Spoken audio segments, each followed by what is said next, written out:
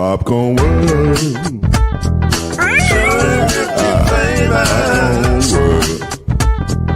Popcorn World.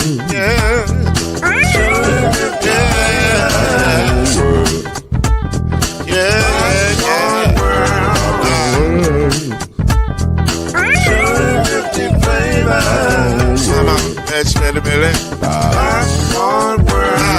Can I make you move now? Yes, I can. So you can get this groove in the back of a can. You can make it round the world with the holes in your hand. Popcorn World. 250 flavors gonna make you smile. 250 flavors gonna make you smile. 250 flavors gonna make you smile. I said popcorn make you smile. Ah. Popcorn World. Popcorn World. Popcorn World. It's a popcorn world. It's a popcorn world.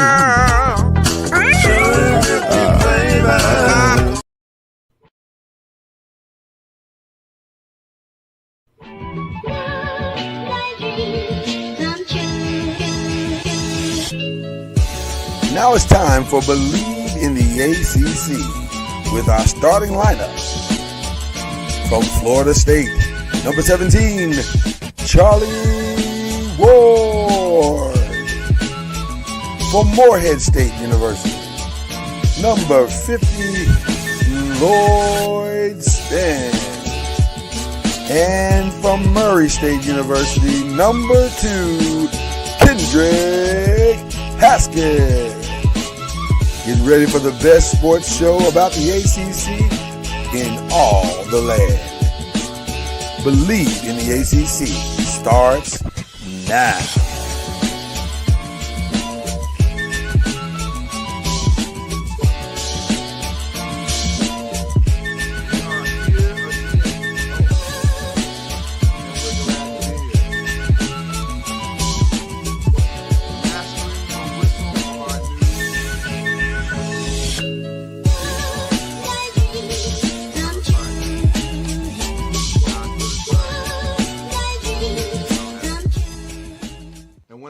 Do it, I want it to be good. But I didn't hear words you say. I'm giving this great intro and nobody's hearing it. Okay. I said, yeah, because the music was too loud. Okay. You got to bring the music down. Well, in the new equipment that's coming, I'll be able to. I'll be able to manipulate that. Like, good morning. We're over here mastering. I'm trying to master this whistle, but it's a tricky. It's a lot of movements to whistle. Yeah, it's tricky. It's tricky. I got a question for you and Charlie coming out of the gate. This is Believe in the ACC, by the way. If you're listening through audio, this is Believe in the ACC. I got a question. What made you pick your jersey number? I know I picked mine, but what made you guys pick your jersey number? So I'll start with the great Charlie Ward. 17. That's a different. You were the only 7. Have you been the only 17 then and since? Because I don't remember any other 17s. No, there were guys before me. Bill Capice was the kicker. He wore number 17. Don't do that, Charlie. Don't do that. What, really? Bill Capice, the kicker, is who you going with? That's what you're offering us as a 17? Why is this surprising to you? You just asked me. Like who did I know? So I said that's who I knew before I got there. He's number 17. He's the kicker, Bill Capice. That's who I grew up watching it.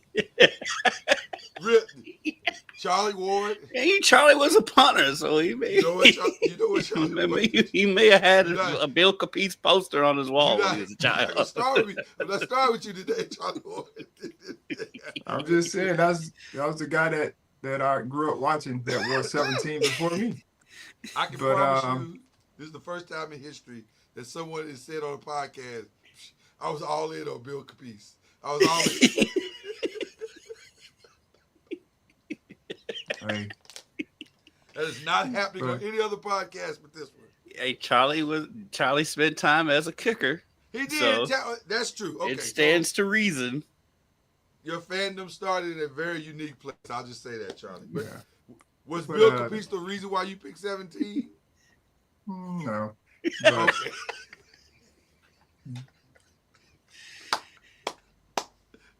So back to the original question. Why were Right, you number right. 17?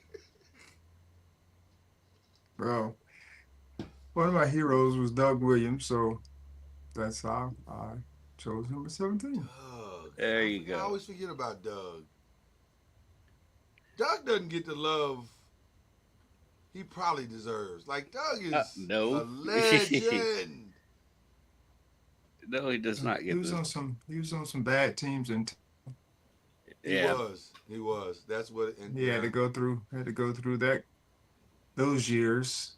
But then he got What opportunity in Washington, which he took advantage of and ended up winning the what Super a Bowl. fantastic ending. Yeah. So he was the first African American quarterback to win a Super Bowl, Yes. which is commendable. But I keep going back. I know we just had Black History Month, Sure. and we're going through women's recognition or Women's Month, Mm-hmm. and the Black pioneers get brought up a lot, and I just wonder, like, to some people, like, do they understand, like, why we celebrate like these people? They don't. They don't. Which to me shows just a lack of understanding of our history. Mm-hmm. Because if you feel like when someone says they were the first whatever Black, that means that we really didn't have a chance. Mm-hmm. Or the first woman or the first whatever, we really didn't have a chance until someone broke that mold and Mm-hmm. thought process. And so I'm always curious, like, when people hear that, do they understand that we're not that far off right now, and that's the reason why we need certain accountabilities. Mm-hmm. And people are like, well, we don't need that anymore. Well, Yeah, we do. yes, we do. Because if not, it'll be an afterthought. Trying to white balance over there, Lloyd. Yeah, I'm doing my Kendrick Haskins. First of all, Your white Charlie, balance is fine. It's the focus. That's all. It's the focus. So- That's what I'm trying to get it to lock in. So why don't we have black balance? Well, Charlie Ward, you absolutely saved that Bill Caprice thing. That let me start there. But, I'm just saying, but you're we 1,000% correct. We balance too. Yeah. The white balance is for the camera. Is that what you said?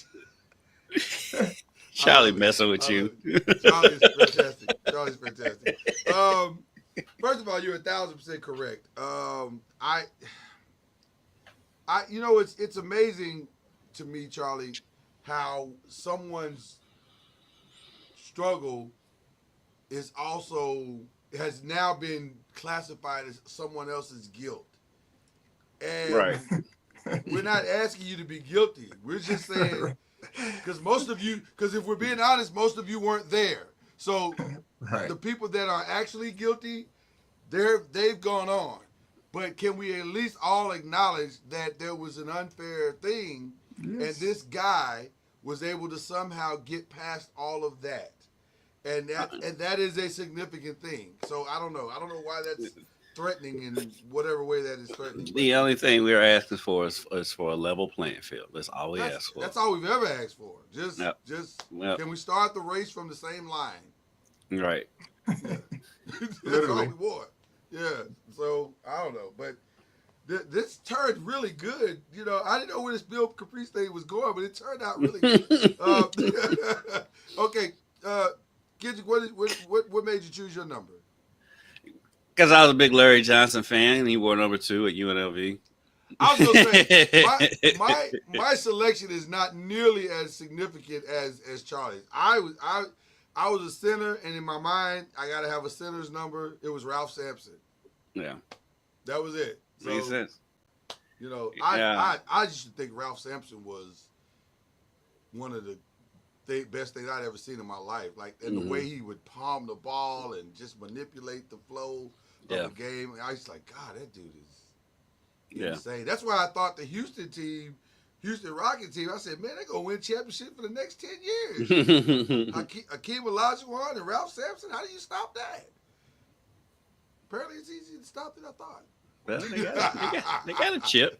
Didn't they get one? I know they lost to the Celtics. They lost to the Celtics. No, they got to one, I think. Yeah. But I don't think they never. Well, because Ralph never actually took the next step for whatever reason. Right. He never took that next step, and so it just never materialized. But on the surface, coming out of college, it looked like it was going to be. It looked like Wemby. Oh my goodness! You're like, they're not going to lose the game for the next 10 years. So long and wiry. Yeah, and they had complementary games. Like they never got in each other's way, which is weird because they essentially did the same thing. But you know, it's crazy also how fast Hakeem passed him skill wise. Right. Because I think when they left college, would you agree, Charlie? When they left college, they were relatively. I'm not gonna say they were relatively even. Because I think Ralph was a better offensive player than Hakeem was leaving college. But what Ralph lacked in defense, well, I can't even say that because Ralph blocked a lot of shots. I don't know. It was just amazing how when they got to the pros, it felt like Hakeem just kind of blew right past him. It was just, Ralph didn't make the same matriculation as Hakeem did. Hakeem developed that footwork. Yeah. When he was in the NBA. There's levels to this. There's levels to this. There's levels. All right. Well, anyway, we're here. That's I brought. I was also a big Deion fan too, so that's also why I wore number 2 in college. Oh, that's right. Deion was a number 2, wasn't he? Yep. I'd love to ask you why he switched to 21 at some point. Because they couldn't wear single. They couldn't. Well, part of it, they couldn't wear single numbers back then. Right, unless you were a quarterback. Yeah. Yeah. Okay, that's probably it. That's actually probably it. Why? Okay. All right. Why was that an issue? They still got rules when it comes to numbers. They're not as tight as they were back then. But yeah, back then you couldn't even wear number 0 until a couple of years ago. That's why everybody started wearing number 0. The NFL has this uniform rule. There can't be a league with stricter uniform rules than the NFL. Yeah. Remember they fined Peyton Manning for wearing Johnny Unitas cleats? Yeah, I don't know why they're so shoe conscious in the NFL. Like, why do the shoes? Like, the socks all had to be the same. That's the whole thing in the NFL. I can safely and definitively say I have never looked at a player's shoes in the history of my fandom in the NFL. I could care less. I notice them now because I see a lot of people wearing Jordans, and I think that's cool looking. But yeah.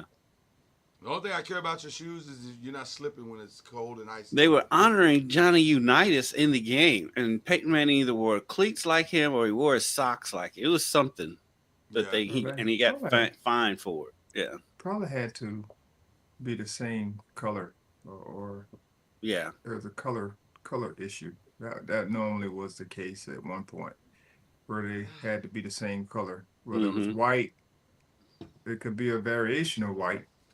And that may have been what it was. I think they had everybody was wearing white cleats and he was wearing black. Yeah, so I think that's what it was. I know back in our day, it had to be, if you were wearing white, everyone had to wear white, whether it had whatever colors you had on them, that was the deal. But the majority of it had to be white. Mm-hmm. And same thing. I think that's what it was. Black. Yeah. If you wearing black shoes, you could have some color on it, but it had to be majority black. Mm-hmm. Yes. It was good because they would fine you, and I'm still trying to figure out where that fine money go. It's supposed to go to the NFL charities. That's what they say. I've never heard of what are the NFL charities? That's a good question. Salvation Army seems like a big NFL charity. in Dallas. I don't see anybody else give it to the Salvation Army. I've seen Salvation Army stuff, but yeah, mostly let us not Dallas find is- out that the coffers are being refilled. That's all I'm saying. they go somewhere. I'm sure the NFL's printing I hope money. so. So. I hope so. Do they need a oversight committee to go in and purge their No. Not the current, not in the current administration. We don't need them to do any more poking around, folks. We're fine. We'll save this for down the road. Let's kick this kid down the road a little bit. Right. Yeah. So, all right, guys, we're here. We are here. We are down to the wire, and the tournaments have begun. I don't want to skip over something that happened last night that is extremely significant. As the women's tournament has begun, and we saw a few upsets last night, maybe the most untalked about story that we've had in NCAA this year. I've watched a few games, so I saw it hinted around, but now we are finally here. It appears that the Stanford women's Cardinals will not make the playoffs or not make the tournament this year. Yeah. After that loss last night to Clemson. That is but they wild. They have a good recruiting class coming in. Well, I hope so, because it's weird not seeing the Stanford women be good. Right. 36 straight appearances in the tournament. And you know what's funny? This year, you kind of, when you watch them, they're not a bad team. There's a cohesive thing that's not quite there this year. And then they got kind of stripped down. Let's also be fair. They've lost a lot in the last couple of seasons. They lost a lot the last couple of seasons. And that's where Betts was, right? Am I crazy? Am I off on that? They had a center that was significant there that left. I want to say it's Betts, but I could be wrong about that. The center that was there, she's playing. Or she got injured at one point, but she was with the Sparks. Yeah, I think you're talking about Brink. Yeah, Brink was there. But I thought Betts was there too. Maybe I'm wrong about that, but I could be wrong about that. I don't remember. But if she did, she left early, like her freshman year. Yeah, whoever it was, they left almost immediately. Yeah, it was like they did a season and then they were out of there. So but the bottom line is they got hit by a transfer, they got hit by people leaving, and they just, I don't know, for whatever reasons, they were not able to significantly restock. But this is, this is par for the course in a lot of ways, because you're starting to see teams that were really dominant at one point, not dominant, but, in the mix a lot, are starting to hit, I say rock bottom, but they're starting to hit bottom periodically. And it won't be the first team. There'll be some others that will probably start to hit the same type of slide because of graduation, because of transfers, whatever it may be, or coaches change. I mean, what do you think is going to happen in UConn when Coach Ariyama decide, it's time to move on? I mean, there's going to be they may do okay early. Speaking of UConn, you heard about the potential merger between the Big East and the ACC? I saw Patino throw that out there. Well, listen, if Rick is throwing it out, it's okay. Betts was at Stanford. She played 33 games. I thought she was there for like a half a second or something, and then she was there for the 22-23 season. She was there. Yeah, she averaged 6 points and 3 rebounds a game. How bad would they have needed her right now? Like, that would have made a significant difference in their season. So I don't know. It's when you keep losing players, you can't really recover. Where did Jada didn't play at Stanford, did she? She played at Cal. She played Cal. So I thought, okay, I knew it was West Coast. I was back 12. But yeah, I don't know. That's a shock. It's shocking to me. It's very shocking that they're out, or that they've had to see. Now, to be fair, they technically had a winning season, 16-14, so they were above 500, but it did not go the way they thought it would go. So, and then last night, Virginia beat Pittsburgh, and then we saw I guess it was an upset. No, it wasn't an upset. Boston College over Syracuse. Is that 12 and 13? There's no upset. And Yeah, none of these should have been upsets, really. I mean, except for probably Stanford, the way they lost. Yeah. Right. They were treating the Syracuse like it was an upset, which I don't know why the ACC network was treating it that way last night. I was like, this is not, Syracuse wasn't good like all season. So I don't get that, but you know, Syracuse's demise is weird. I know they lost their coach, but I mean, they went from being pretty good to losing everybody all in like a 2 or 3 year span. Yeah. That's crazy. So, as we prepare for today's games, Boston College will take on North Carolina. Georgia Tech will take on Virginia Tech. That'll be an interesting one. Virginia will take on California, and then the closeout of the night, Clemson and Louisville. They will be in the prime time ACC network game in the second round. So I don't anticipate any surprises tonight, though. Maybe the Georgia Tech Virginia Tech will be. I would think that could be a good game. Tonight. It's 8-9. Yeah, I mean, that could go either way. That means they're competitive or they're comfortable. Yeah. So that'll be an interesting one tonight. As it stands, gentlemen, how this affects the bracketology. The Hokies, the Virginia Tech Hokies, are still the first team in Charlie Creen's ESPN. They are looked at as still the first team out.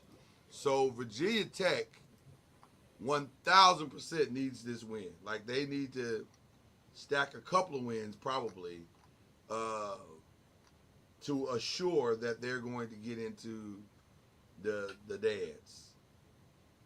I think everybody else is probably safe. Like, they're probably okay. Like, Georgia Tech I think Georgia Tech win or lose, they're probably in. Their record's pretty solid. North Carolina's solid. California's for sure solid. I need to know for scouting. I need to know for scouting purposes. Does North Carolina have all of their players back? That's a great question. Let's see. Because I know they had a couple, or at least one player, one of the better players that was sitting out because of injury. That is a great question. You guys talk amongst yourselves while I give Charlie Ward that research. I just need to know. It feels like a very Seminole-based question. Yeah, it seems like there's however you want to some rooting interest. However you want to frame it. I feel like there's some rooting interest behind this question, Charlie. Right. I don't know what is driving this question, but it feels very Seminole-based. So Duke beat us on Sunday or whenever it was. Right. So they got them the 3 seed, and that's the 4 seed, because North Carolina lost, and I think Louisville lost. So yeah, Louisville lost to Notre Dame. So yes, so Louisville went from, they kind of flipped. North Carolina. According according to Jaden Watson Fisher from the Charlotte Observer. And I don't know how much access they're going to give me here, so we'll see. You're talking about Alyssa Utsby and Renaya Kelly, who has not played the last 2 games. Will they make it back? I refuse to pay for that, though. I'm just we need them to rest and get prepared and ready for the tournament, the big tournament. We need them to rest. I don't think that's going to happen, Charlie. Let's see.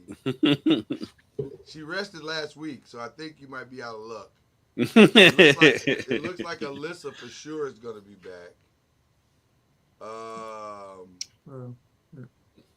As long as we're healthy. Renaya is the one I don't know about. But Alyssa Utsby is going to be back. Kelly I think is the guard. She's one of the point guard. So we will keep monitoring that story. Well, we'll see tonight. Only to keep. Oh, yeah, we'll find out tonight. We'll see here in a few minutes. They get ready to, well, I was gonna say, I think they got the early game too. Yeah, they playing at 11. They play the early game. Yeah. Oh yeah. They'll be playing here in just about 20 minutes. Well, an hour and 20 minutes. No, it's what. 10 a.m. Oh no. I'm sorry. You're right. 11. I got 10 a.m. set. It's ESPN is custom made to my Central Time, so I got it. Okay, yeah. So we'll find out.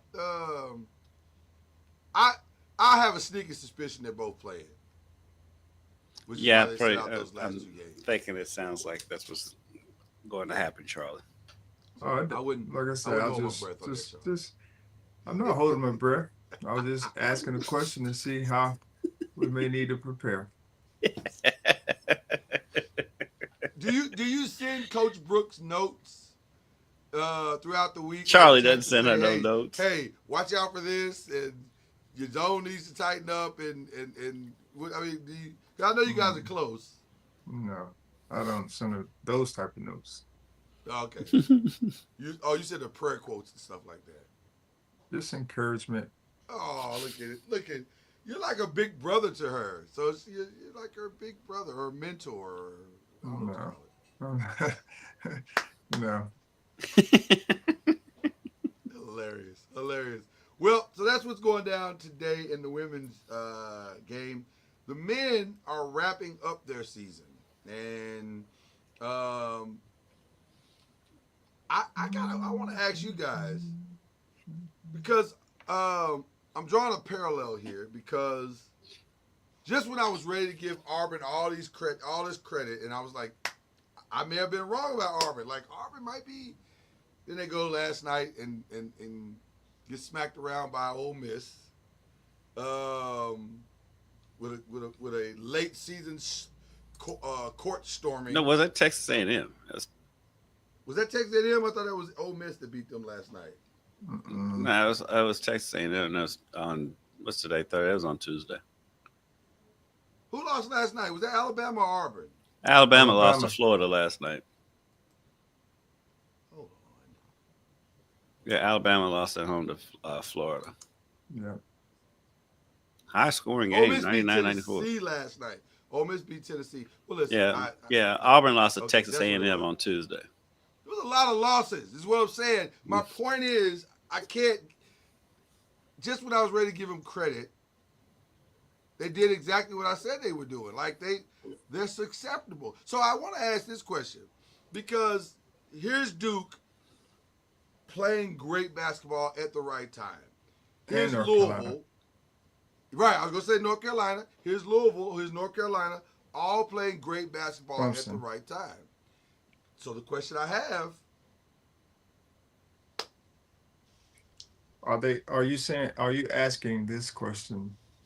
The SEC has been lauded as the best conference, which, you can say they have from top to bottom, they have some of the stronger teams. So do you think that they are tired at this point of always having to compete at a high level almost every night just to be where they are. And they won most of those games. Let's not get that wrong. They won most of those games, and they haven't been in the really easy nights. They made easy nights, but they really haven't been in the easy nights. So, do you think you're saying that these top tier teams are fatigued at this point? And I because can see I've Duke being heard, fatigued because they don't go very deep. Well, I'll say it this way. This is my opinion. I think when you get this late in the season, if you're a really good team, by now, shouldn't you, and I'll pose the question back to you guys, shouldn't you at some point have learned how to put away teams that you're quote unquote better than? well, Like, when does that lesson kick in? to Or be does fair, it ever kick in? they've lost these games except for Alabama. I think on the road, and playing on the road is a little different. Different. I think I'm not sure if Auburn lost at home. Did they lose at home? No, Auburn was on the road. Auburn was Yeah, at Texas A&M. Texas A&M's a good team. I mean, yeah. Like so that's what it I'm saying. wasn't like they You know, lost to a bad Vanderbilt team. A bad Well, team. they or didn't South lose to a Carolina. bad team, but you don't expect them to lose by 11. Well, I mean, Texas A&M is a good team. I mean, they play hard. They play the right way, and Yeah, they're a great good coach. team. Great coach I and I just Buzz. I just think. I mean, to me, Auburn has been playing well pretty much all year, and they've had success. And there are a lot of teams like that. Duke is in the same boat. They've been playing well all year. They've just been consistent. That's Mm-hmm. the difference is they've just been consistent and played the same way. At some point, you're gonna have where you may not be playing your best basketball, but you're still finding ways to win. That's where you want to be. Um, Right. Move because in the playoffs or in the tournament, you're going to be in close games. Like at some point, you're going to be in some close games, and you're going to have to find a way to claw back and get stops and make big shots. I mean, that's just history. Mm-hmm. Um, and you need those type of games where you may not win those games, but you can learn from them.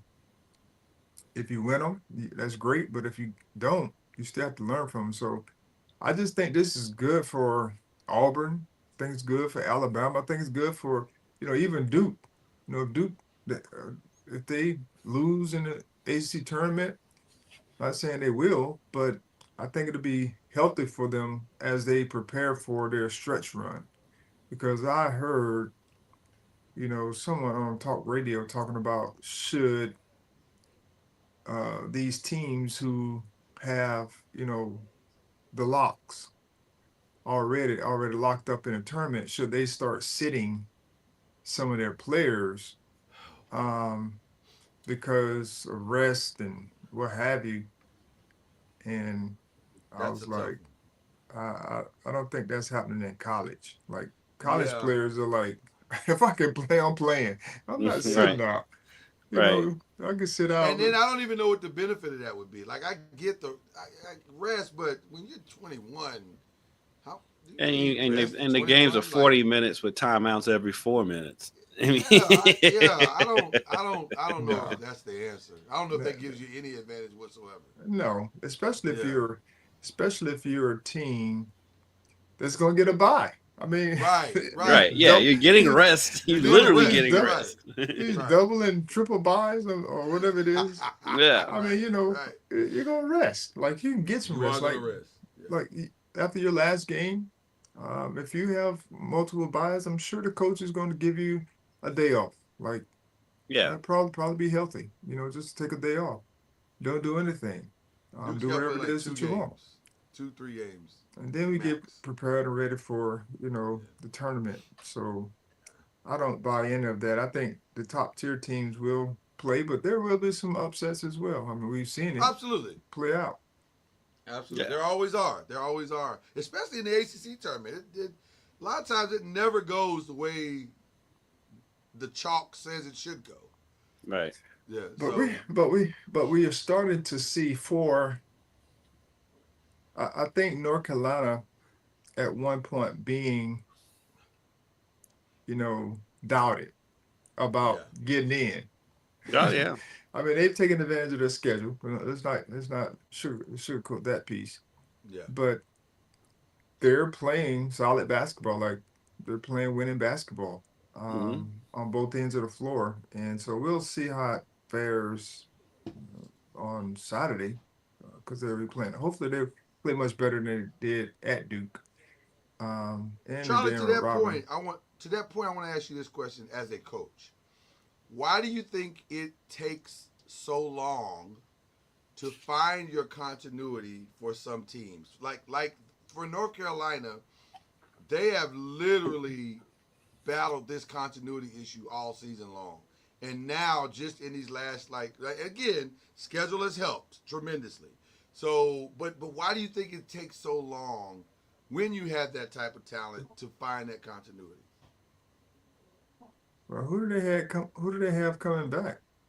Well, R.J. Davis has been there like 12 years. Yeah. Jalen Withers is in his second or third year. He's been there like 6. So it's like they had pieces to build around, which you would think with Trumbull. I say Cadeau, Trumbull. Yeah. I think Washington. Yeah, they had a solid amount of players come back. So it's odd to me that it would take them this long to find their footing. Well, as a coach, you really you kind of want it to be this way. If you had a choice, meaning at the beginning, I mean, you want to be consistent. We talk about consistency all the time. You want to win games and be consistent. Right. And I think they played some tough teams early in some of the tournaments. Right. And didn't fare as well as they would like. But one of the things that you want to be is peaking at the right time. Right. Playing, just regardless of who you're playing, but just playing good basketball. And I think R.J. Davis has stepped up his game. There's some things that they may need to shore up, as far as some of the other pieces, which kind of hurts them. But they've been playing good defense as well. I mean, like I said, the teams that they played may not challenge them in that area, but I think they found their groove, and maybe it took them to be on the outside looking in and said, "Hey, we need to pick it up." And I'm just happy that they're doing it because now we at least have 4 legit ACC teams that people can say, we'll have a chance. 100%. Well, it's definitely going to be interesting to see how this all unfolds as we head toward the finish line here. Again, as we talked about, big game going on this weekend with Duke and North Carolina. Kendrick, Louisville plays their final game. Is it Stanford that they're playing in their final game? Yes, they play Stanford at noon on Saturday, which is not very advantageous for Stanford, but, no, it's a not. noon tip It's on Saturday. And that I would argue for Stanford, that is a game that could go a long way. They have a very outside chance to get to the tournament because they got to get the 20-win mark for sure. It's very. I don't think they've done enough to get They'd have to make a run in the ACC tournament. They need a run. They need to stack about 2 or 3 more. Maybe the whole tournament. Charlie, I know you're trying, but that ain't happening. It's not happening. Okay, well, I was trying to give the Stanford because they're already not. Listen, Stanford used to be able to say, well, if our men ain't going, we can always count on our women. This is the first time people in Stanford have no vacation plans in March. Oh, they got vacation plans. They just won't be watching basketball. Well, that's what I'm saying. Usually it's all centered around basketball, and now whatever. what are they gonna do? They They'll live look in a through very their heads at this point. They live in a very beautiful area of the world. They're good. It's going okay. I don't have that much sympathy. I don't have that much sympathy for the Stanford fans. It's going okay. They're doing all right. But yeah, I agree with you, Charlie. There is a legitimacy towards those the top 4 teams. 5 really. I would even throw SMU in there. I think SMU could be interesting in the tournament, especially because of their guard play. Because of their guard play. They got a solid point guard that when he's on, he's decent. He's a good player. I think we've got 4 teams in the tournament. Yeah. SMU will get in, I think, but I don't know. Now they may have to play on Tuesday. In the play-in games? It's possible. Yeah, that's possible. I think they may land on that line. That play. So I'm curious to know, how do they decide who's in the play-in game? That's a great question. Like how do they break that up? Like if you're in the on the 11 line, you got to play in. Like how do they get 11? Right. It should just be all 16s. I understand the concept, like, but how do you just break it off? Like, if you're on the 11 line, you have to definitely play in. Yeah. Like you have to play in to get in. Like I didn't understand that. Like I can understand the thought process, but how do they choose like the 11 line? Like why not 13 or 14? Charlie, you are if you can explain that to me, you are better because I don't get it either. And here's the other part. If you've paid attention the last 5 years, some of the 11 line teams have gone on to beat the 6 seed. Mm-hmm. Like so you're like, then they were in. Like I don't understand why you put them in a play-in situation. Like they apparently they were pretty stinking good. So why? Right.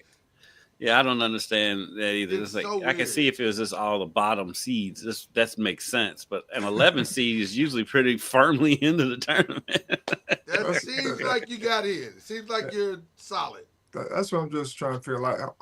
Like how do you get 11? Like as a play-in game.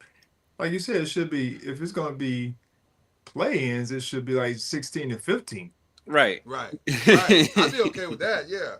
But I mean, if you got 2 teams is 16, 2 teams is 15, I can understand that deal. Right. But why 11? Yeah, I don't have an answer for you on that one, Charlie. Yeah, that's very strange. It's the most arbitrary thing that I think they do in the selections. Like, well, they got to play their way in. And especially when you throw in that the 12 seed. The 5-12 is where the most upsets happen. So the 11 seed is generally considered to be better than the 12 seed. well, and you know why that is, Kendrick? Because 11 comes before 12. So what do we talk? Like, you see how that works. You see how that works? I don't know. Sometimes the NCAA does stuff. You just go, that makes no sense at all. But sometimes. Well. Okay. We digress. Okay, so can we give out some love this morning? In a little segment we're gonna start calling "Let's Give Out Some Love," and I think the ACC has given out its women's basketball awards. And yes, they have. To the surprise of no one, the ACC Women's Player of the Year is Hannah Hidalgo. The sophomore guard from Notre Dame, which by the way, I think it was if I saw the voting, if this is accurate, it was not as runaway as I thought it would be. Like Tanaya had a considerable amount of votes, which by the way is justifiably so. Because Tanaya has been statistically her numbers are right there with Hidalgo's. Brilliant. So, yeah, I wouldn't have been upset if it went either way. Yeah, brilliant to see. So she so Player of the Year, Hannah Hidalgo. Also Defensive Player of the Year, Hannah Hidalgo. So an interesting I don't want to call it sweep, but she won both this year. Rookie of the Year, Toby Fournier from Duke. For Coach of the Year, Wes Moore. And I don't know if that's arguable because they really are something. Like they look good at NC State. So that's a really good solid. Yeah. Sixth Player of the Year, Danny Carnegie. And then most improved is Zoe Brooks from NC State. Any problems with anybody on that list, people? No, I'm good with all of it. All right. If they want it, they earned it.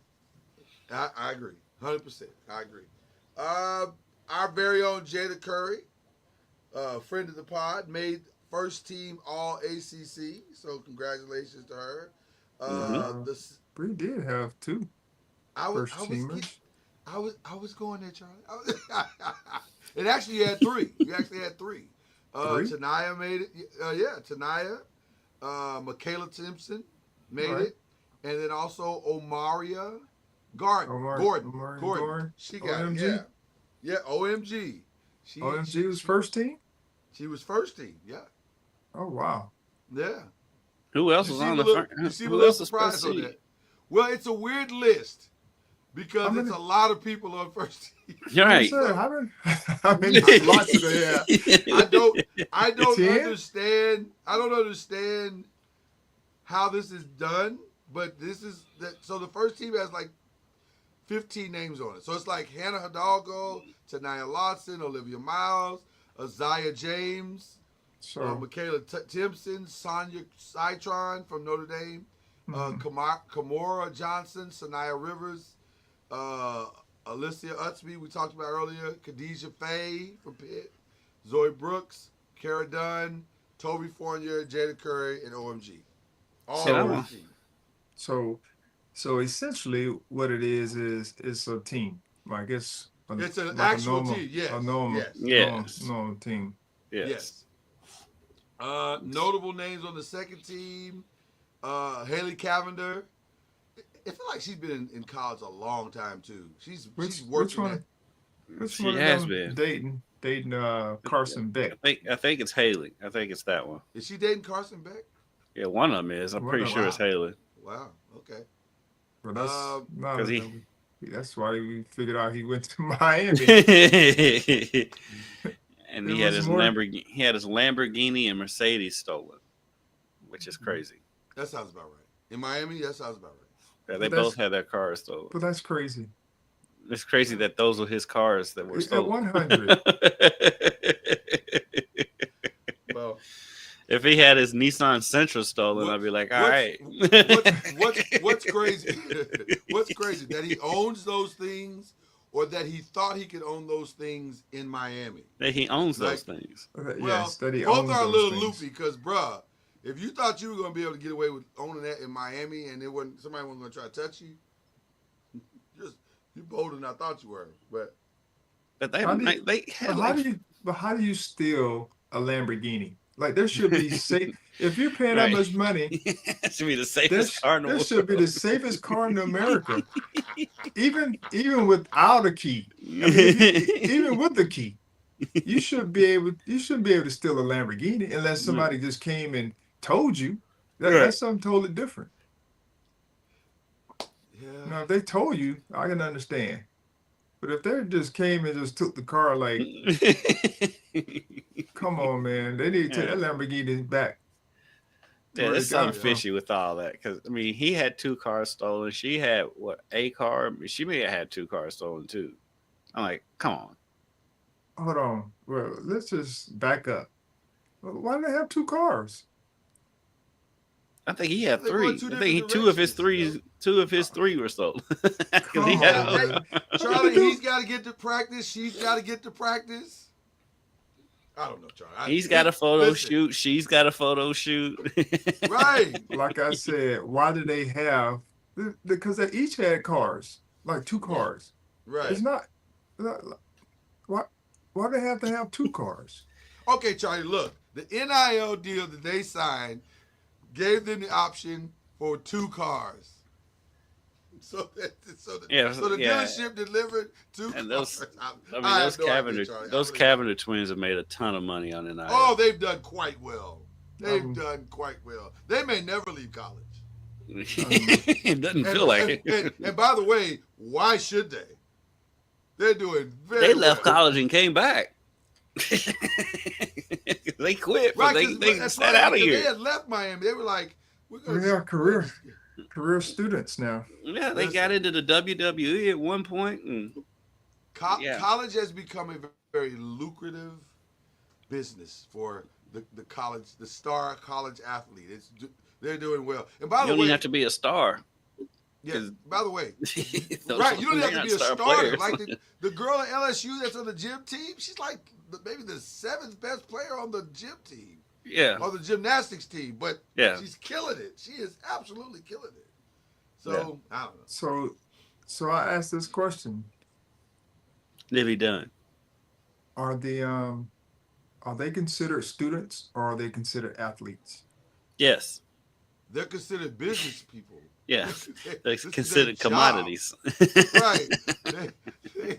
This is their job. They've started their careers, sir. That's what they've done. And they're doing quite well. All defense. Let me give you that one real quick. Hannah Hidalgo, Michaela Timpson, Sanaya Rivers, Jaden Donovan, Alyssa Utsby, and Sonia Citron. That's all defensive. And then all freshmen, Toby Fournier, Tajiana. Is it Tajiana? Just call it Taj. Okay, we'll go with Taj Roberts, Danny Carnegie, Tilda Trigger, Lanny Grant, and Kate Koval are your freshman team. And by the way, Taj made all second team as well. She's a freshman? Yeah. She's a freshman, yeah. Number 22? Yeah. Mm-hmm. Oh, wow. Yeah. Yeah. She's very good. She's going to be really good. Yeah.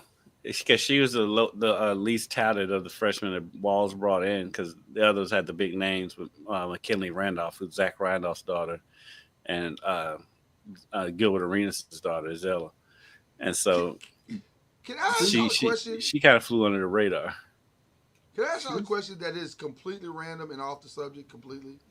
I've been hearing a weird rumor that Shaquille O'Neal's daughter could possibly transfer from Florida, but I haven't been able to track it down. But I've been hearing it. I've heard it the last week or so. So what's odd about it? Well, it's just that she may make an ACC appearance is what I'm hearing. Yes, I mean, moving down the street. Is she moving down the street? I don't know. I think. Well, again, these are just rumors, and that's all they are. But we can. She can come and hang out with her brother. Her brother goes to FAM. Well, listen, it could be. I think she's. Well, I don't know. I don't know if any of it. Which one is it? Let's start with that. Which one is that FAM? Is that Sharif? That's not Sharif, is it? He's already out of school. I'm not sure. Yeah, I don't know. I don't remember which one he is either. It's one of he got. Shaq's got a lot of them. Yeah, I was gonna say. Shaq's got a lot of kids. Like quite a few. So I'm not sure which son this is, but I'm sure the daughter. I mean, he's not putting up Nick Cannon numbers, but he's got. Well, his all with one, at least he's got one baby mama. Who? No, he's got Shaq. two. Shaq got two baby mamas. Oh yeah, the oldest daughter is from. We forget about the oldest daughter. Yeah. But he's only got two. So which I guess is an accomplishment. I guess. But These days and times. In these days and times, that is an accomplishment. So anyway, that is what's going on. Like I said, we're down to the wire. We're headed to the end. And it's getting good. It's getting gooder and gooder, as they say. Any thoughts, guys, on what we just witnessed in the combine? Like, anybody surprise you or any standout performances in the combine for you? It's good to see Tyler Shuck have a good showing in the combine. I think Tyler may have played himself into at minimum a second or third round. Yeah, I think so. That's that man. I'm so happy for him. Because listen, this is one of the few times where the transfer portal really, really worked. Like multiple transfer portals worked. It doesn't normally work, but this time it has worked very, very, very well. Yeah, he came in. He's a mature player, mature kid. He's been through a lot, and finally got a season where he was able to finish throughout the season, and he put up the numbers that he was expected to put up throughout. So yeah, it was a big time for him. And Miller Moss has come in, and he's trying to do the same thing. He'll develop in spring football practice this week, and so Miller Moss is out there getting the reps, and so we'll see. Can we also address one of the things that happened post combine? I don't know if you guys heard about it. You probably did, but apparently there was a quarterback coach, an anonymous. It's always an anonymous coach. Yeah. It comes out hating on the black quarterback. Right. Said some very disparaging things about Shedeur and his arrogance, and I wouldn't take him, and this, that, and the other. I want to be very clear. I will distance you guys if you want to be from these thoughts. These will just be my own thoughts. First of all, quarterback coach, put your name on it. Don't be a coward. No. Put your name on it. Right. No putting your name on it. Yeah, put your name on it. Don't be a coward. Put your name on it. He doesn't want that heat. His job may be on the line. But it's okay to give Shedeur that heat. Well, So let me say this. I have been following Shedeur the entire time. I even subscribe to the Well Off Media podcast, so I see first of all, Shedeur and Cam Ward need their own reality show because they are hilarious together. The shade that they throw each other during their workouts is comedy at its finest. They are hilarious together. But the other part of it is they're good kids. They're good guys. They're really good kids who are just trying to go and play this game and be the best that they can possibly be. And yes, they are doing the same thing that Carson Beck is doing with his 2 cars. So I loathe people who anonymously sit in the shadows and throw shade at people or throw rocks and hide their heads. So I want to applaud Josina Anderson and Doug Farrar who outed that story. I thank you for that because you know what? I think liars should be put out in the shadows and exposed by the light every single time. You're a sad quarterback coach. And if you're a Giants, by the way, if you're with the Giants, you should be fired. That's what I think. So that's my thoughts. Okay. Yeah. Well, that bothers me, Charlie. I don't like that. I don't like that. No, I get you.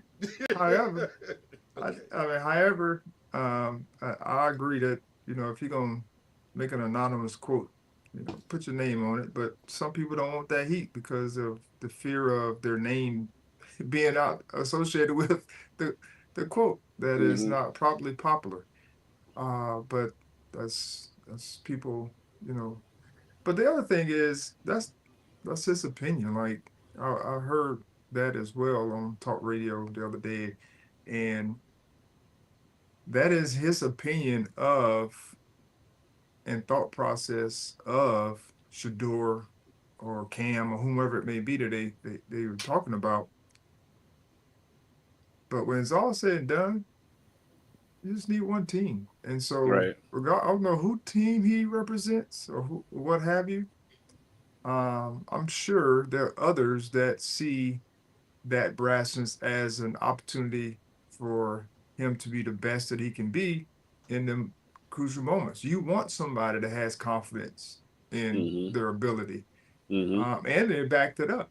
And so, some people may see it differently, and it's one man's opinion, but there are other teams out there that may not have the same opinion, and all you need is one team to kind of like you. So I just think it's an act of cowardice. I hate it. I can't stand it. I mean, you can set your clock to it. Like shortly after the combine, if there's black quarterbacks that are expected to go high, this comes out every time. Every time. It came out with Lamar. I mean, it's the same thing. It happens every time. And the crazy thing is, some version of it that goes back to the same old tropes. We see it every year, every time it's black quarterback. You don't hear about this when the quarterback field is all white dudes. And you gonna tell me Baker Mayfield doesn't come off as arrogant? But I mean, don't get it twisted. I love Baker Mayfield, but I mean, let's not do that. Let's not act like he's less arrogant than Cam Ward was when he was coming out. So Johnny Manziel wasn't arrogant, right? Yeah. Come on, let's stop, 1,000 times more arrogant than Lamar. But well, Johnny Football had his moments. I mean, he had his moments. They did. He still has his moments. Johnny still has his moments. I'm just saying. I just hopefully, and I don't think it will. I don't think it will matter to most actual football people, because like you said, Charlie, you actually want your quarterback to have that measure of confidence in himself. And I don't think there's anything that he said, because I did listen to all of his interviews, and I'm saying he didn't say anything that was remotely arrogant. He just said, listen, I've done what everybody is saying needs to be done in the situation of the teams that need a quarterback. At Jackson State, I went to a program that wasn't winning and won. At Colorado, I went to a program that wasn't winning and won. So I have a track record of winning in programs or situations that have not had great success in a few years. What's wrong with that answer? Like, I don't get it. I don't. It's not. I mean, if we're being honest though, I mean, Shador is arrogant. We know he is. I mean, but it's fine. Is it arrogance or is it confidence? Yeah, it's a little bit of both. I mean, that's them though. Okay. He's Deion's kid. That's both. That's them. Well, but, it's and if we're being honest, the way this time of the year works with any of the league, there's so many people lying right now. Whoever said that is probably the team that wants to draft him, and he's just saying it to throw other teams off the set. They do that stuff. That's a good point. That is a good point, because the lies are aplenty right now. Yeah, this is lie. They're just all lying right now, so it's lying season. I'll say this. I think the Giants have done a masterful job of lying these past few years. I don't think they have truly wanted any of the names that they floated out at all. I do not believe that at all. By the way, I told you that Stafford was going to stay with the Rams. You did. You did say that. You did say that. And kudos to him for playing the game. Because he got his number where he needed it to be. They restructured it perfectly, and he got the number that he wanted. So that's all it is at the end of the day. It's a business conversation. My Cowboys, they restructured their quarterbacks. Now they got $56 million. Don't do that. Their contracts. They have $56 million in cap space now. Who, the Cowboys? Now they're going to spend 55 of it on Michael Parsons. Yeah.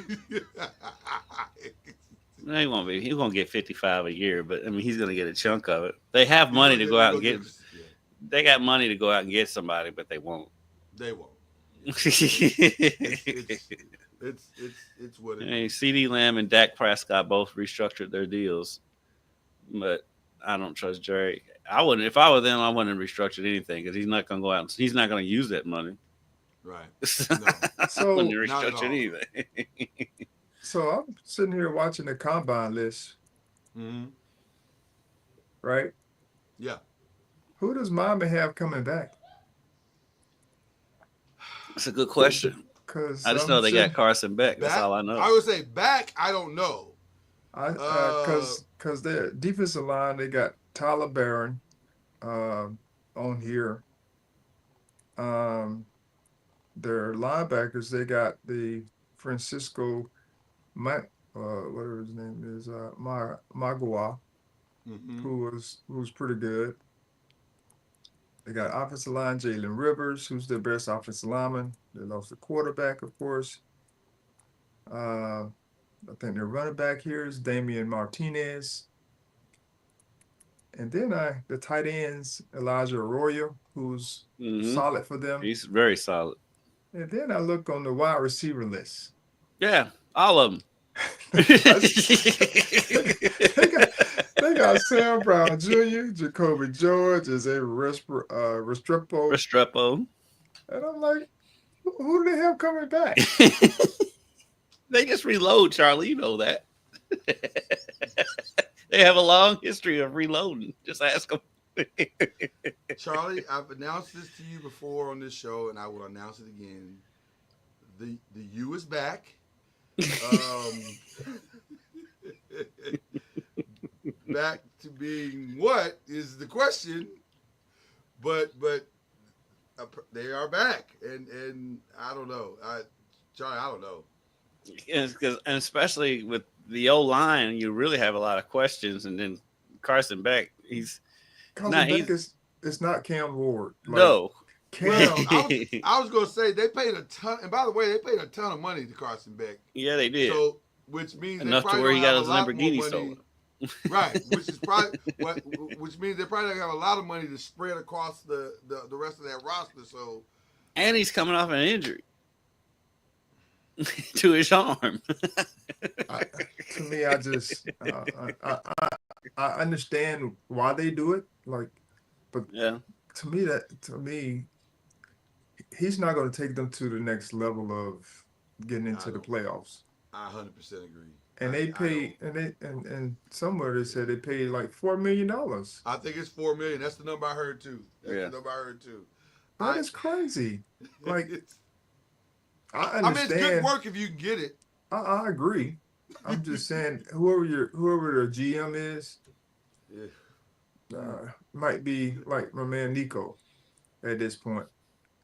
You know, like worried or should be worried. It's just, I just know.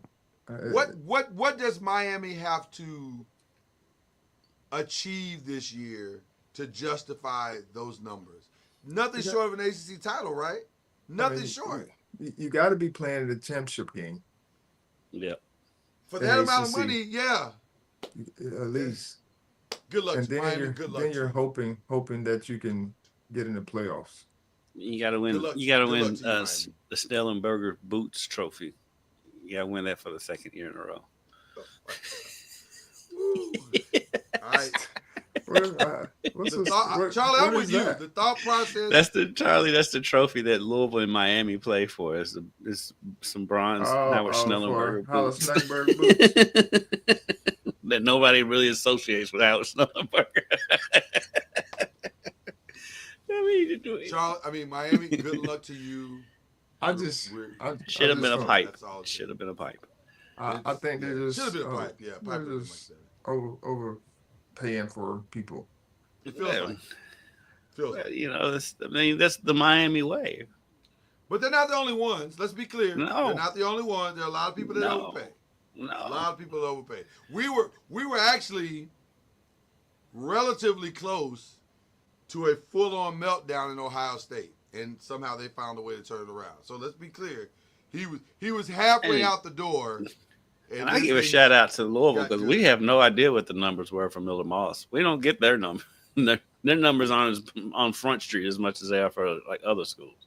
But That's you know they paid. The kid from USC. USC, right? Yeah. To me, he should have been middle of the road. Like, but you know they paid for him. I understand they paid for him. A good amount to get him from USC. But yeah, you're right. But I mean, if we're being real, Carson Beck ain't $4 million either. No. Carson Beck is nowhere near $4 million in my opinion. That is a gross overpayment.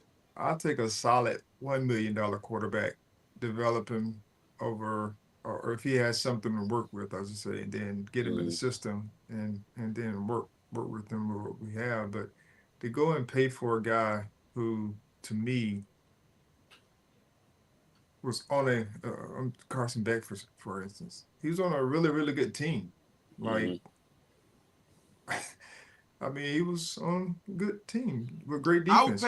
I would pay $4 million if his offensive line his year before last offensive line was coming. I was going to say this year's offensive line was. I was going to say, right, not this year, but the year before last. If they're coming with him, then I'd pay $4 million. But just solely for him, no.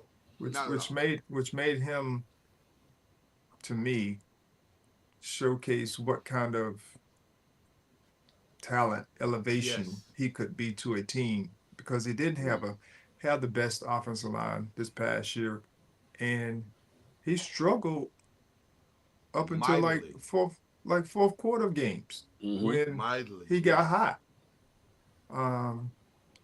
And against Florida, they were just fortunate that the quarterback got hurt. Lagway, I think he got hurt in the middle of the game. Yeah. But he wasn't very good against very good defense. I would say that. 100% agree. 100% agree. I don't know what they were thinking, but good luck to him. Yeah, I'm happy. You seem pleased, Charlie. I'm not gonna lie to you. You seem deeply pleased by all of this.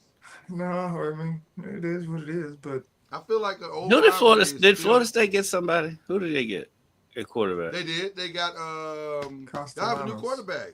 Oh, that's right. They got Castellanos from Boston College. That'll be interesting. But y'all didn't pay $4 million though, right? Y'all didn't pay. They may have paid $1 million though.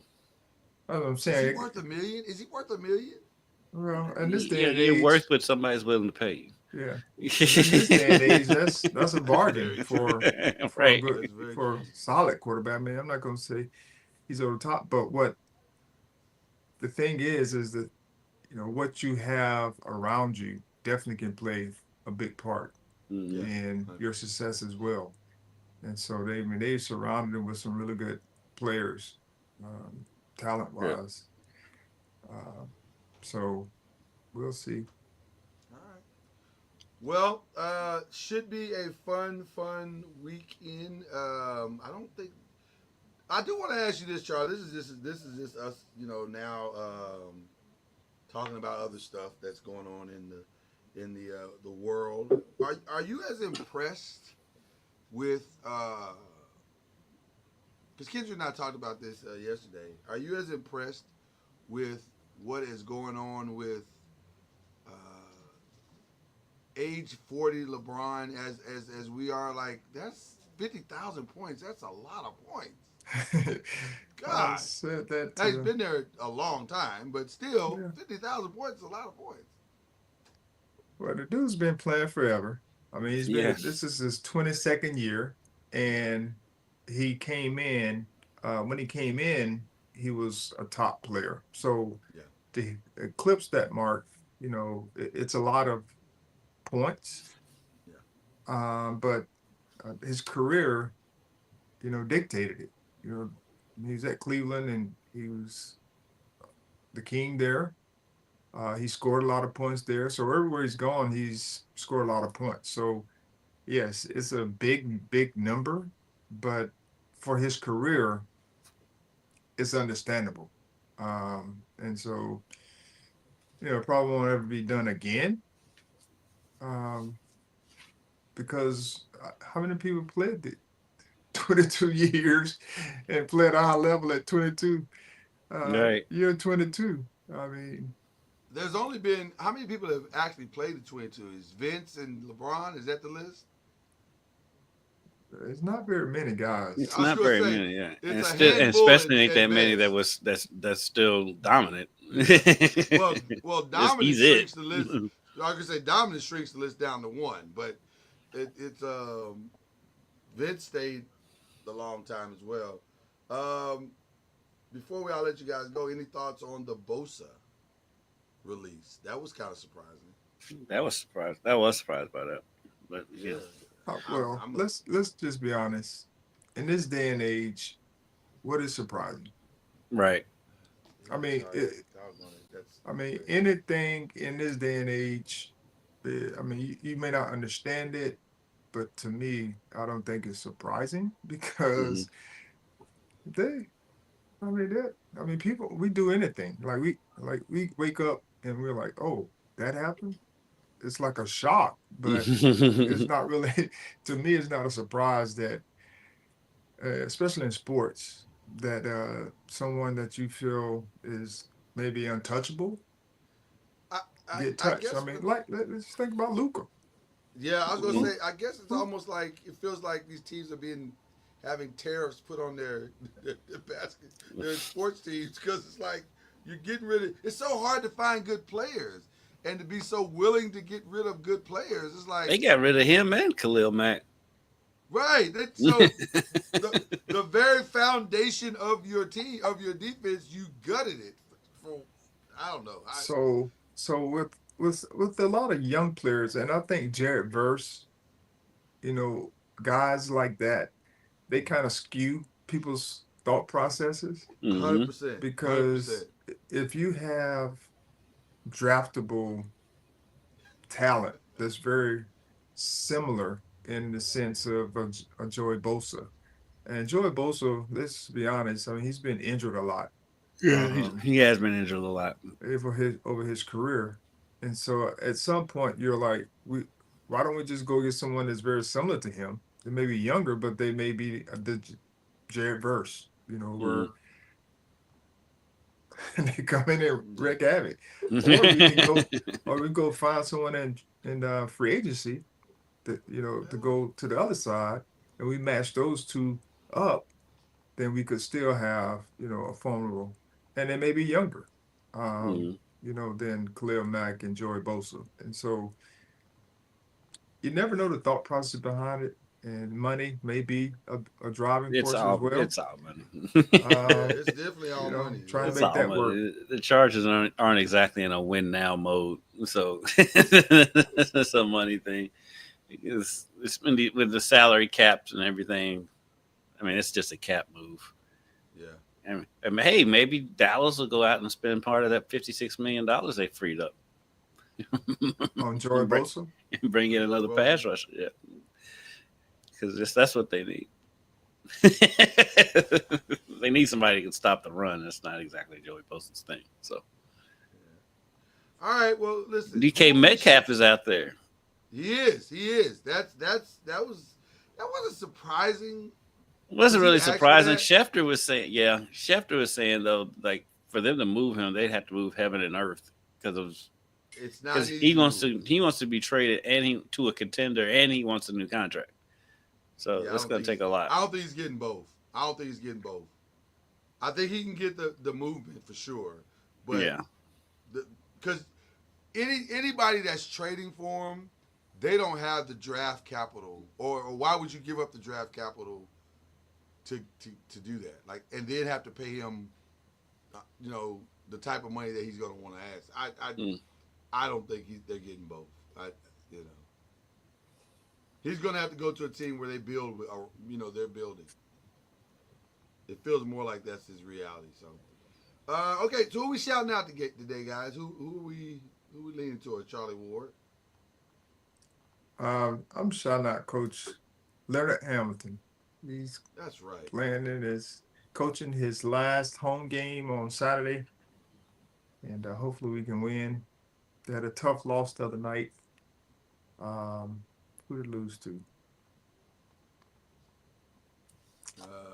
Lost by 3 to somebody. Who did we lose to? Forgot who it was. Virginia. You lost 60 to 57 to Virginia. Yeah, we lost to Virginia. But they're still fighting though. Yeah, but the game we should have won. But nonetheless, that happens.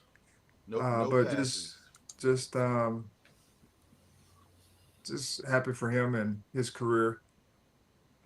Think he's going to retire? I don't know. But I think he's going to retire at 70. I think he's tired of all the other stuff. Yes. That goes along with, the head coaching spot. And he's helped a lot of coaches in their career, give them starts, especially black coaches. Coach Stan has been with them forever. Stan Jones, who's another great guy. Those two guys have been together for quite some time, and they will definitely be missed. So I'm looking forward to being there. Hopefully I can get a ticket. So I gotta reach out. I got to reach out to see if I can get a ticket somewhere. I feel like I should, just on the you know what I'm saying? And that was a Charlie Ward. Humble flex. Come on, Charlie. Come on. I got called to get a ticket. Right now, I don't have a ticket. Stop it. As I turn around and see Castanets on First Take. Hilarious. What are we doing? I don't know. But shout out to that kid for maximizing his moment. I'm not even mad at him. I'm not mad at him at all. Who was that? Castanet. Not even YouTube. He's like a Twitch. I think is his main. He makes most of his money on Twitch, I think. Yeah. Which is the gaming platform. But he's got millions of followers, and it's going well for him because he's maximized his moment. Him and Drewski. He's somewhat funny. The kid's somewhat funny, So, my shout out is the same one that's in the chat. I got to give it up to Doug Gottlieb for putting together a masterful season. It takes a lot of effort to go 4 and. You know who's on his staff that I didn't realize till the other day? Who's that? Jerry Smith. That used to play at Louisville. Shut up! For real? Yes. Yeah, Jerry's on his staff. Jerry is not used to this type of mediocrity. No. 4-28, Charlie. They are 4-28. But I mean, for a guy like Gottlieb, who was an analyst, an arrogant analyst. Yeah, and he talked about a lot of coaches, and what have you.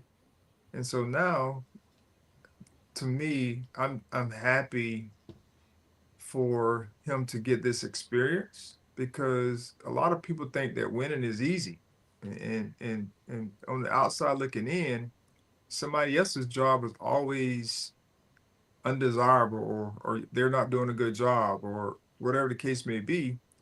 When you get in the mix and you're in the fire, and you figure out, okay, well, maybe their job is difficult. Well, part of the problem too, Charlie, is he's not totally in the fire because he's still doing his podcast. How much in the fire is he really in it? Will he change? Will he change? Do you think this will change him? Because he's still arguing with people on Twitter. This guy got in an argument with Adam Schefter. Fam, what are you doing? Like, why did you get an argument with Adam Schefter about what? Exactly. Like, I don't even know what that was about. He was arguing with Adam was reporting some story that had nothing to do with basketball at all, and Doug Gottlieb challenged him on it. I'm like, fam, you should probably focus on win number 5. Like, don't worry about what Adam is doing. Win number 5. That's probably where your emphasis should be. Like, I don't know if it'll change him. I don't know if he's going to learn anything from this. Well, I don't know why he took the job, or where he is. That's also a good question. I don't know why he took the job. I don't know why they offered it and let him do this. I mean, I get you, Wisconsin, Green Bay, but come on. This reeks of a level of desperation that I can't even fathom. Like, I can't even fathom sitting around. But they wanted the attention. That's what they were going for. But there are so many other guys and so many other directions. Yeah. And far better assistant coaches that you could have gone after before you ever got to the name Doug Gottlieb. They wanted the big splash. Well, they got it. They're talking right now. They're talking the NCAA. I want to be getting the support that he needs at Wisconsin Green Bay. I know they letting him do his stupid podcast, so I guess they letting him do whatever he wants to do. I mean, but it's but the financial part of it, I don't know. As far as NIL and all that stuff. The podcast is not a big issue.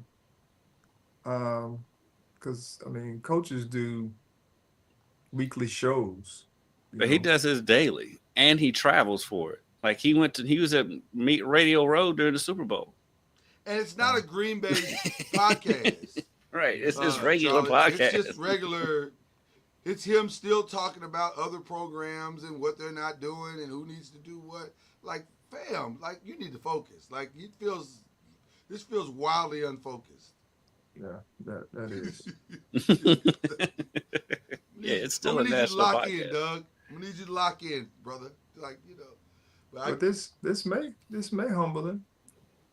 I don't know. Doug's a really arrogant dude. Like he is really, really arrogant. Well, maybe he needs to be Always has released before he can, and then he can argue with people about why he got fired. It's not going to be his fault. Oh no. He'll blame the coaches, the water board, the training staff, the facilities, the alumni, the fans. Right. It'll be everybody's fault but his, for sure. For sure. Throwing everybody under the bus. Everybody, listen. A big gigantic greyhound rolling down the street, just with bodies being tossed under it as it goes. Would they be sipping? Would they be sipping gin and juice? I don't know. In Doug's case, it might be cognac. In Wisconsin, it's probably beer. That's probably true. That's probably more on bread. Miller to be specific. It's a Miller High Life. Miller High Life. We know that whatever he's drinking will need to be American made, because everything else is gonna be out the wazoo. Right. They can't afford anything else. That is for sure. That is for sure. All right.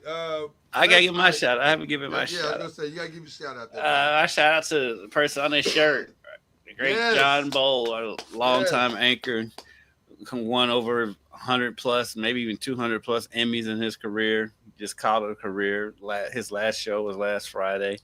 We all wore these shirts for him on his final day on the air. Great guy. He's been a mentor to so many people in this market, and 100%. Not just in news. I mean, other than being a spectacular news reporter and news anchor, he's also been somebody who's always been willing to give back to younger reporters and anchors and stuff. I've learned a ton from him just standing next to him every night. And so happy retirement. He's moving back to his home state of Wisconsin. We're going to do a lot of ice fishing and hunting and a whole lot of fish. This dude, Charlie, he would get done with the 11 o'clock news and go fishing.